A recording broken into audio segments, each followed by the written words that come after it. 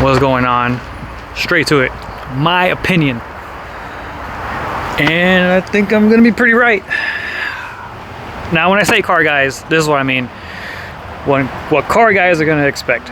Now, if you are a smart one and you have your car running the correct way, I'm not gonna go into any of the details of what is correct, but if you got the clapped out 89 Geo Metro spitting black smoke down the street, I think you're gonna be in trouble. You're gonna have some things to worry about. Now, as far as the rest of the world and the rest of the car community, and I'm talking, it's not a touchy subject, but we don't have anything to worry about. I saw all of this happen and play out in California, and more than likely it's gonna happen in, whew, a little windy right there. More than likely it's going to happen across the board a little bit. Not all the way, and not all the way extensive as it did in California, but there'll be some things to worry about. So now, if you have, man, it's so hard because I mean I'm not trying to throw anybody under the bus or whatever, but we don't have anything to worry about. If your car right now, no matter what state you're in, if you pass your local inspections, if you pass your, you know, whether they plug up to it to check your monitors, or if they plug up to it to make sure your check engine light works, you know, that's why I'm saying having your car done right. If your car is done right, you have nothing to worry about. Nothing to worry about. Now, if your car has tape over the check engine light, you hogged out the cats, it's running like freaking dog shit, yeah, you're gonna have some trouble to worry about, okay? But the rest of us that are doing things the right way, we don't have anything to worry about. I have a feeling that there's a lot of mixed stuff and a lot of mixed information that's going out there. It's not like the EPA is gonna cut down and make your car do certain things or add certain things onto your car or whatever. Because as strict as it was in California, we were able to get by. And it looks like that's gonna slowly make its way, it's gonna try to make its way across the board and, you know, into other states, whatever. So yeah, so for those, I mean, I grew up in California, and I'll show you one thing right quick. Right there, smog training, check. These are shirts I got from going through the class, so, you know, I think I know what I'm talking about when it comes to these events. Oh man, look, we got BMW, Mini Cooper. Whoo. So yeah, I went through some training. You know, I did live over there. I did kind of see everything play out over there and how it may affect us over here. But yeah, if your car is done right, again, you have nothing to worry about. The only thing we're gonna have to worry about is probably gas prices, and that's really, I think, let me get inside because it's windy. Oh, I'm inside the two-door. That's pretty much it that we're gonna have to worry about and see. I don't think ethanol is gonna go away, so that's really it. But another thing that we're probably gonna have to, we may see, is what happened in California. So, you know, obviously, for people that don't know, everything 76 and newer has to get smogged, and everything pre-OBD2 had to get dyno tested. After 2002, they just went, or after 2001, they just went into the monitors. Now, does all this make sense? Does all this make the air cleaner? Take it for what it is, okay? Now, like I said, the clapped out Geo Metro down the street, that program is meant to keep guys like that off the street. We all see them. We all see the clapped out shitbox. No, not shitboxes, because shitboxers are cool. Pieces of bad stuff, you know, ruin it for everyone else. We all see the diesel guy, and I'm pretty sure a lot of diesel guys are going to be a little upset about what's to happen too, because you have a lot of roll call, bro. There is, in the automotive community, there are the ones that portray the bad image that we're polluters, and in the diesel world, there's also the people over there that portray the image that they are polluters.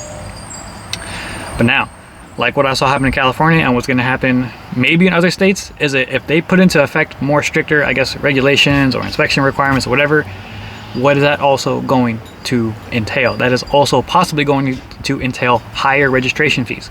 Because if you talk to anyone in California right now, and it costs in excess of probably $200 to $400 depending on what car you have just to register your car. Georgia, $20. Good. And it's the whole thing, spin of thing. So what I don't want to see is a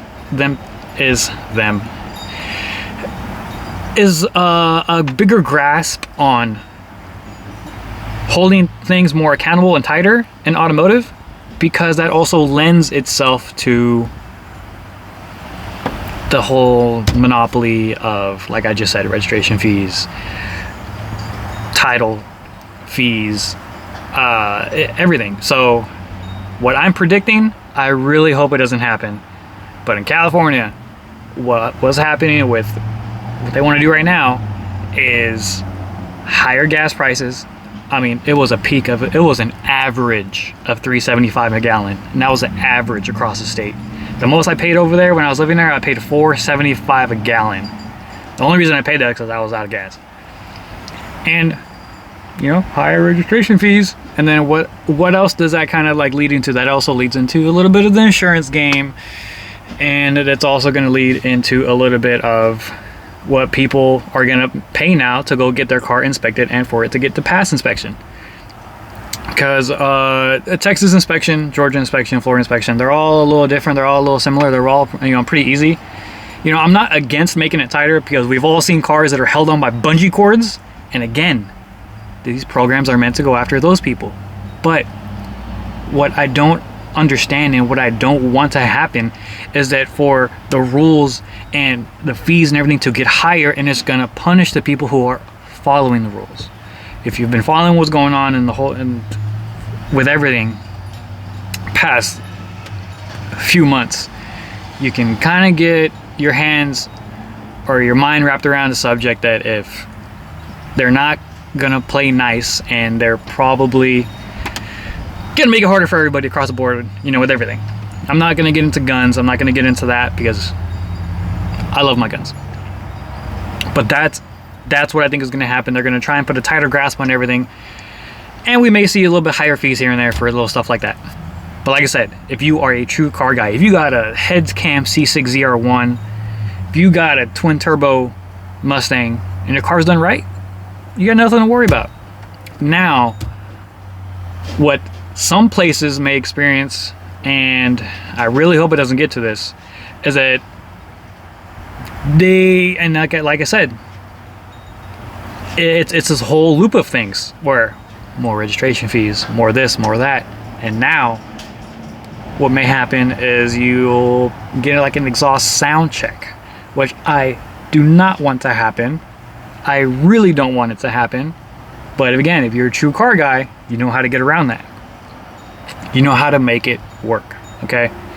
And again, those things are meant to kind of keep people that are doing it the hillbilly way off. You know, have them off the street. But yeah, I don't foresee any of this happening immediately. And I don't really see it happening drastically as we saw it in California. I don't see it happening in the 3-4 years. I really don't. Like I said, the only thing I think we can really expect to see is, for one, higher gas prices, two, a little bit more stricter on maybe how your cars get inspected, maybe, because then again, that's all done on state to state level, because you do have federal emissions and then you have state emissions. There are cars that were built federally that were not for sale in California, because California obviously had their own little thing on it, had their own little wrap on it. But that's what I think is going to happen, where they make that break, whether it be OBD2 and newer with 96 and newer, or older. I don't know where they're gonna put the restrictions on. But there is definitely a worry, and I don't think there's anything initially to worry about. I mean, because you got older cars, you can register them as antiques, and here in Texas it is an antique, so you don't really have to do anything with that.